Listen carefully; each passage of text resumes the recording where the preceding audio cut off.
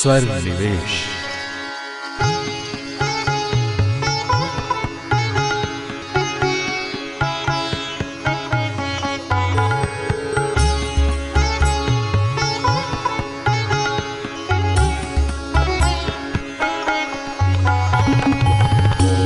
स्वर निवेश। दोस्तों, स्वर निवेश यानी इस प्रोग्राम के बारे में जब हमने कुछ ऐसे लोगों से बात की जो रेडियो लगातार सुनते हैं, तो उन्होंने कहा कि ये प्रोग्राम हमें अहम शख्सियतों से इस तरह मिलवाता है जैसे वे हमारे सामने हों, हमारे घर में। इस तरह वे हमारे दिल के रास्ते दिमाग में घर कर रहे हैं। एक श्रोता ने तो रति साहब का एक दोहा ही प्रोग्राम के बहाने सुना दिया। कोई काम भी हो करना रति, करना पूरा पूरा, जीते जी तुम पूरा जीना, मरना भी तो पूरा। भाई, उनके कहने का मतलब था कि जिन सितारों को सुन रहे हैं उनके जीवन से हमें यही सीख मिलती है। बहरहाल, आज इस एपिसोड की शुरुआत डॉक्टर राजेंद्र प्रसाद के स्वर निवेश से। भारत के पहले राष्ट्रपति, अत्यंत कर्मठ, मेधावी, सरल और अपनी धरती से गहरे तक संस्कारों में डूबे एक सच्चे देशभक्त, जिन्होंने आजादी की लड़ाई में ऐतिहासिक भूमिका का निर्वाह किया।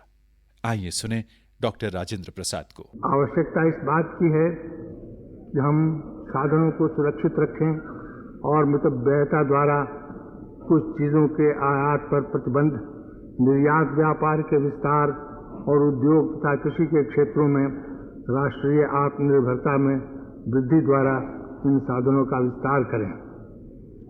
इस बात की भी ज़रूरत है कि उत्पादक कार्यों के लिए धन जुटाया जाए, अनुत्पादक कामों को हाथ में न लिया जाए और अति संग्रह और सट्टे की समाज विरोधी प्रवृत्तियों का दमन किया जाए।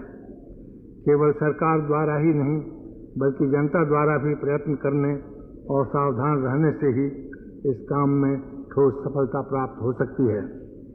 हमें अधिक उत्पादन करने और निर्माण कार्य में सुधार को बनाए रखने के लिए अपने साधनों को जुटाना है और उन्हें सुरक्षित रखना है कि इन तात्कालिक कठिनाइयों के कारण उन्नति के मार्ग में बाधा न पड़ने पावे और जहां जैसी जरूरत हो कार्य प्रणाली में संशोधन द्वारा या योजनानुसार साधनों को जुटाकर उन कठिनाइयों पर काबू पाया जाए और किसी भी अवस्था में निर्धारित लक्ष्यों की प्राप्ति और विकास की गति धीमी न होने दी जाए। ऐसे प्रयत्न की सफलता में जनमत का बहुत बड़ा स्थान है और यह प्रायः निर्णायक सिद्ध होता है। जनसाधारण का दृढ़ निश्चय और जोश, अनुशासन में रहने के लिए उनकी तत्परता, प्रयत्नों के लिए आह्वान का स्वागत और समाज विरोधी व्यवहार जैसे अति संचय, फिजूल खर्ची आदि की रोकथाम करने का उनका संकल्प भी देश के लिए इस संकट काल को पार करने में सहायक होगा।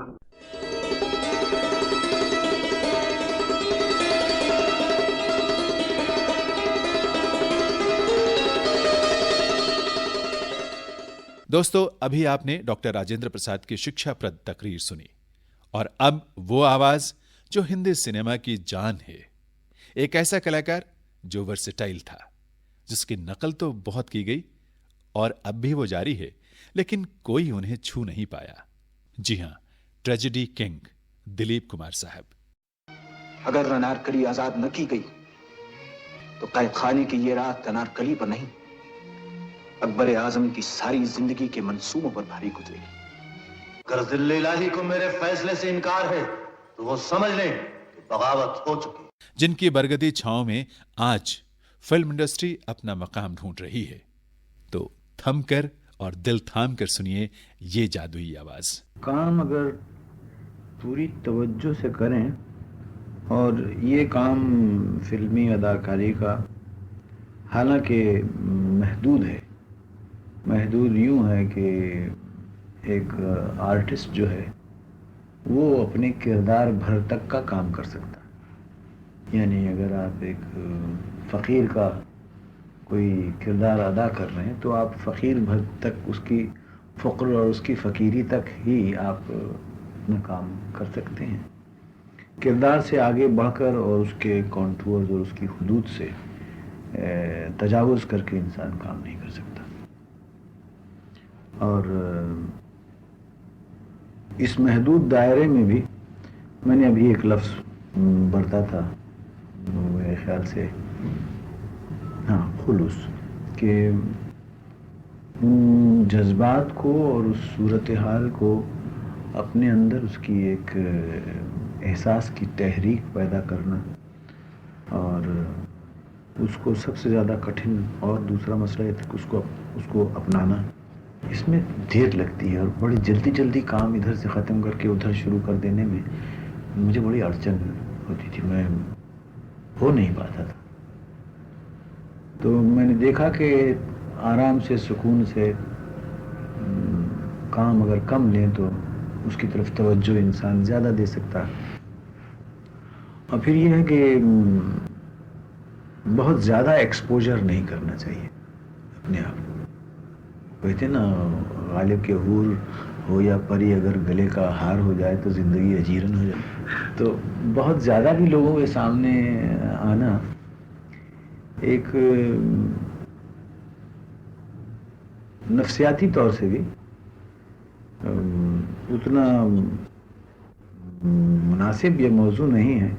कभी कभी कोई इंसान फिल्म करे, एक आध किरदार करे, और फिर मेरी तबीयत में क्यों जाने इधर उधर घूमने का, ये नदियाँ, आबशारें, झरने, पहाड़, जंगलों में घूमने का मुझे बड़ा शौक़ है भाई। कहीं 2 दिन के लिए जाता हूँ तो 10 दिन वहाँ धरना जमा के बैठ जाता हूँ। ये बात ऐसी बन ही गई कि मैंने ज़्यादा फिल्में नहीं की, और ये एक तरीक़ाकार बन गया, और कहने लगे कि ये दिलीप कुमार का एक कोई स्ट्रेटजी है। ऐसी कोई ख़ास मखसूस तौर से स्ट्रेटजी बनाई नहीं थी, बन गई। अब ये जो बातें कर रहा हूँ ये रिट्रोस्पेक्टिव के हिसाब से कर रहा हूँ, देखता हूँ कि हाँ ये मजमून बन गया, ऐसी कोई कैफियत हो गई तो मैं उसको डिफ़ाइन कर रहा हूँ। दानिस्ता तौर से नहीं किया था कि कम फिल्में करूँगा, इतने साल में ऐसे करूँगा, या फिल्म इंडस्ट्री में आऊँगा और फिल्मों में काम करूँगा, ऐसा कोई मंसूबा तो था नहीं। ये होते चले गए। तो इतनी देर तक कम फिल्में की और कम फिल्मों में काम किया। मेरे ख्याल से अब जो देखता हूँ तो सोचता हूँ अच्छा ही किया।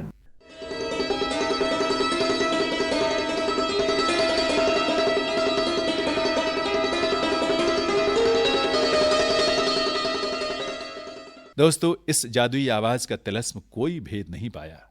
दिलीप कुमार की फिल्मों में उनके नायक ने एक्टिंग की जीती जागती पाठशाला खोल दी, जिसे देखे समझे बगैर एक्टिंग की दुनिया में पांव जमाना मुहाल है। अपने जीवन काल में दिलीप कुमार कुल 8 बार फिल्म फेयर सर्वश्रेष्ठ अभिनेता का पुरस्कार पा चुके हैं।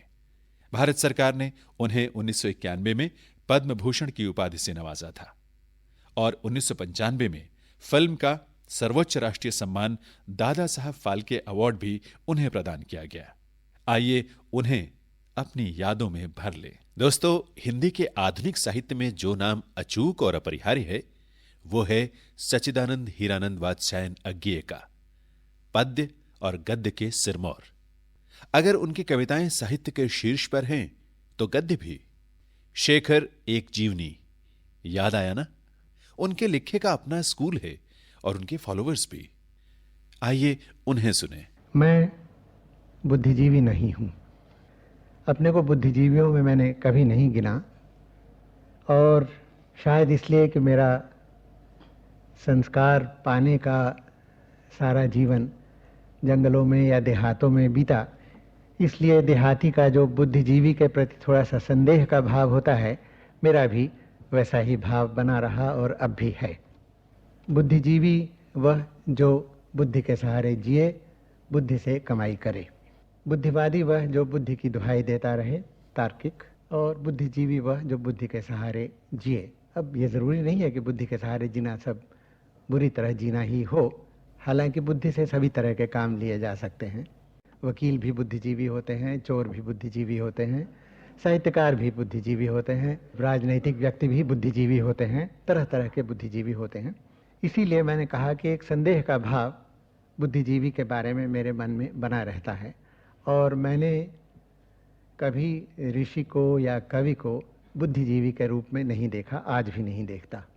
लेकिन वास्तव में ये जो सवाल है बुद्धिजीवी के सामाजिक दायित्व का, ये इतना पुराना सवाल नहीं है। हमारी परंपरा में कभी बुद्धिजीवी का ऐसा महत्व नहीं रहा, ये 18वीं 19वीं सदी से, बल्कि हमारे लिए 19वीं सदी से ये सवाल पैदा हुआ कि बुद्धिजीवी का भी सामाजिक दायित्व होता है या नहीं, और बुद्धिजीवी कौन होता है। ये आधुनिक समस्या है, पुरानी समस्या ये नहीं है। पुरानी समस्या में तो सब दायित्वों का एक जवाब था, धर्म के अनुसार आचरण, और आचरण पर बल था।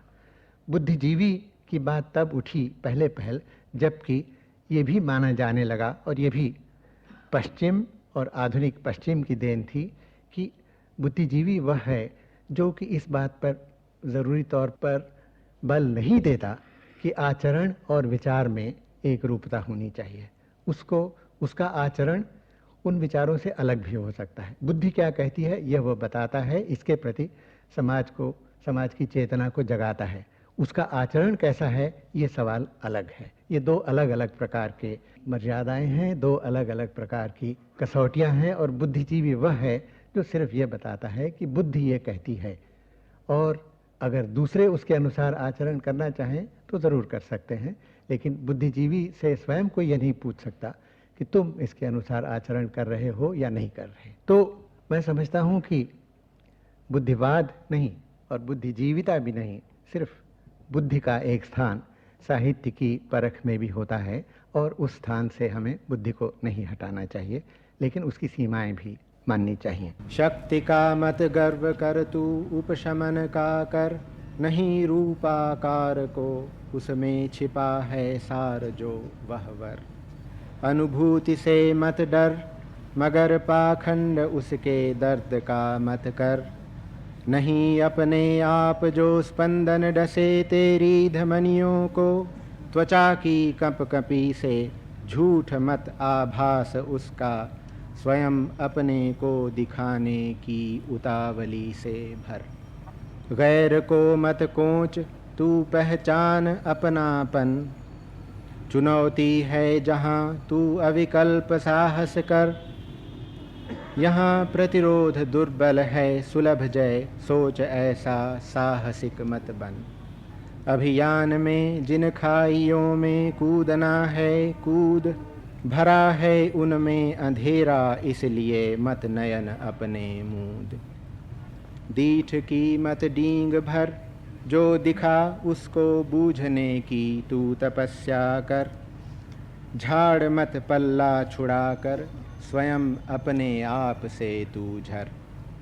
प्यास पर तू विजय पा, पर और जो प्यासे मिलें उनके लिए चुपचाप निश्चल स्वच्छ शीतल प्राण रस से भर।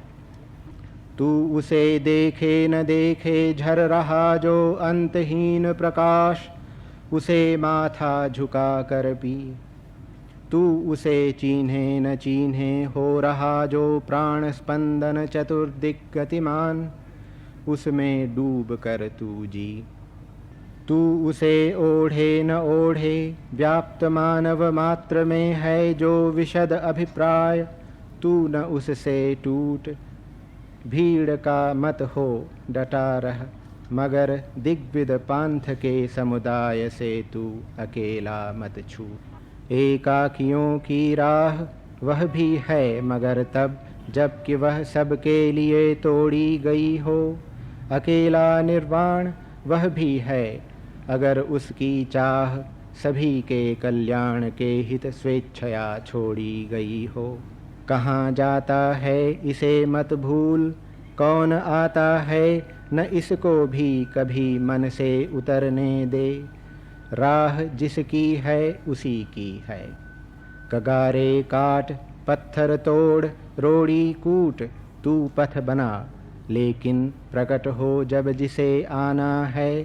तू चुपचाप रास्ता छोड़, मुदित मन वार दे दो फूल, उसे आगे गुजरने दे। अभी आप अज्ञेय को सुन रहे थे। वे अपने समय के मास्टर रचनाकार थे। उन्हें देश विदेश में पर्याप्त ख्याति और लगभग सभी अहम पुरस्कार प्राप्त हुए, जैसे कि साहित्य अकादमी अवार्ड 1964 में उनको आंगन के पार द्वार कविता के लिए मिला। फिर ज्ञानपीठ अवार्ड 1978 में कितनी नामों में कितनी बार के लिए मिला। इसके अलावा उन्हें भारत भारती अवार्ड और गोल्डन रिथ अवार्ड से भी नवाजा गया। हम उनकी दम और भूमिका को सलाम करते हैं।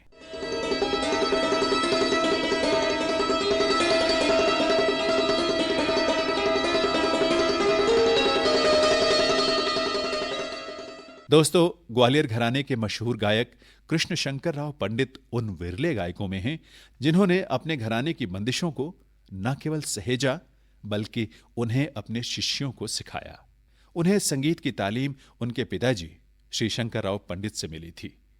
बेहद विनम्र घराने के संस्कारों से जुड़े पंडित जी संगीत के इतिहास में अपनी चमक के साथ दर्ज हैं। शास्त्रीय संगीत की दुनिया में उनका जो योगदान है उसके लिए उन्हें 1973 में पद्म भूषण और 1980 में तानसेन अवार्ड से नवाजा गया। आइए सुने उनका ये संवाद। उसमें अष्टांग गायकी है। 8 अंग ये है। एक तो ख्याल, अस्थाई, अंतरा। ख्याल शुरू करना, अस्थाई, अस्थाई के बाद में अंतरा। आलाप यानी स्वर का विस्तार करना। ख्याल को ख्याल करना है। पहले तो अस्थाई अंतरा हो गया, फिर उसके बाद में आलाप। तीसरा अंग जो है बोल आलाप। चौथा हुए ताने, एक डाल ताने, मिर्क के ताने और सब उतरी चढ़ी। पांचवा हुआ घसीट, मींड, आंदोलन की। और छठा जो है बोल तान, तानों में बोल लेके तान में फंसाना। आठवां मुर्कियां और उसकी ये भरत। आलाप, बोल आलाप, तान, बोल तान, तानों के प्रकार, गमक, मींड, घसीट। मेरे दादा थे विष्णु पंडित जी। ये शास्त्र और पंडित के बड़े विद्वान थे और संगीत से उनका प्रेम होने से हद्दू खा रोज 6 घंटे गाते थे, 6 घंटे रियाज करते थे। तो ये जाते थे और इनके साथ में ये दो तीन बच्चों को भी ले जाते थे। मेरे पिता, चचा उनको ले जाते थे और सुनवाया खूब। फिर आगे फिर उन्होंने ये कहा कि साहब थोड़ी सी शिक्षा इनको, हद्दू खा साहब ने फिर शिक्षा भी देना प्रारंभ। वो इतना प्रेम रहा कि हद्दू खा जी ने फिर इनका गाना सुन के कहीं महफिल में गाते थे तो इनको ले जाते थे। एक चीज़ बचपन में उनका आवाज़ ऐसा अच्छा था कि जो पहले एक चीज़ इनसे गवा लेते थे और फिर वो गाने को बैठते थे। और हद्दू खा साहब ने 3 ब्राह्मणों को शिक्षा दी। एक तो बालकृष्ण बा, बड़े बालकृष्ण बा वो थे, और दूसरे वासुदेव जोशी उनको दी, और तीसरे जो नीलकंठ नाम से प्रसिद्ध थे बाबा दीक्षित, उनका नाम गला ऐसा था नीलकंठ।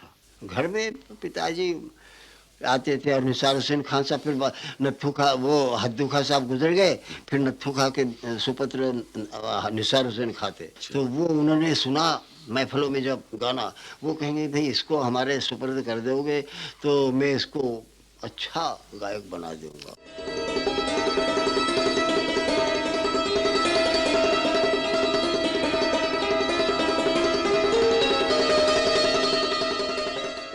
श्रोताओं, आकाशवाणी ने पिछले 86 सालों में ऐसे गायकों की अनेक संगीत रचनाएं और गीत रिकॉर्ड किए हैं जिन्होंने बाद में अंतर्राष्ट्रीय स्तर पर ख्याति प्राप्त की। ये याद रखना जरूरी है कि इनमें से लगभग सभी कलाकार आकाशवाणी से न केवल जुड़े रहे बल्कि उनके शुरुआती दौर में आकाशवाणी ने ही उनकी रचनाएं रिकॉर्ड की। और हमें गर्व है इस बात का कि वो रिकॉर्डिंग्स आज दुनिया में सिर्फ आकाशवाणी के पास हैं। तो आइए उसी खजाने से एक ये मोती आपकी नजर। कभी लेकी भी उसके जी में दरिया जाए मुझसे, कभी लेकी भी उसके जी में दरिया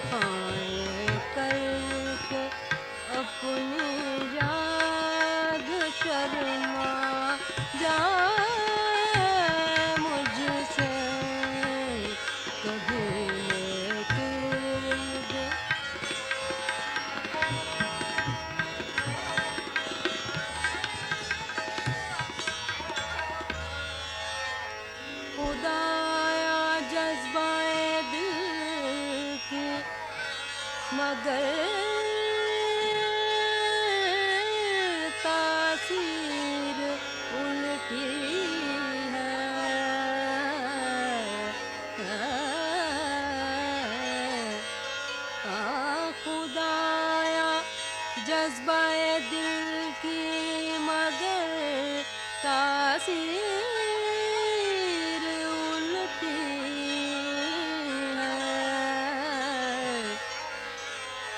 कि जितना खींचता हूँ और खींचता जाए मुझसे कि जितना खींचता हूँ और खींचता जाए मुझसे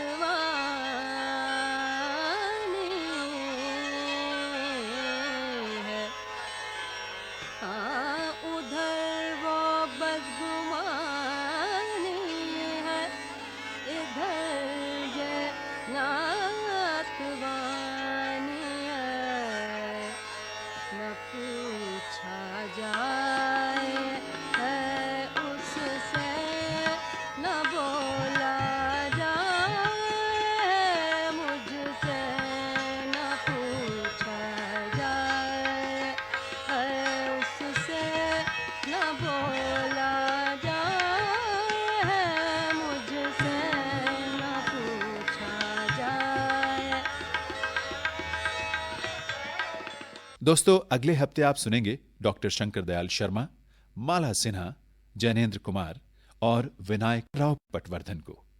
फिलहाल एक आवाज हम आपको सुनवाते हैं, जरा पहचानिए और लिख भेजिए।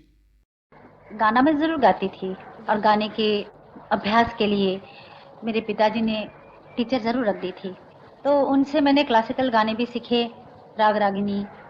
मैंने बहुत सारे फंक्शंस में भी गाना गाया और गाने का शौक मुझे ज़्यादा ही था बल्कि एक्टिंग। और यहाँ लाइन में मैं कैसे आई ये भी एक ताज्जुब की बात है, क्योंकि मैं कभी एक्टिंग तो करना नहीं चाहती थी, ना फिल्मों में आना चाहती थी, गाना जरूर गाना चाहती थी। जो पहले बताएगा और सही बताएगा वो हमारे स्टूडियो में मेहमान होगा। जरा सोचें, आपकी आवाज भी हवाओं में तैर कर अपनों तक पहुंच रही होगी, है ना? इसी के साथ आज्ञा दीजिए, नमस्कार। स्वर निवेश।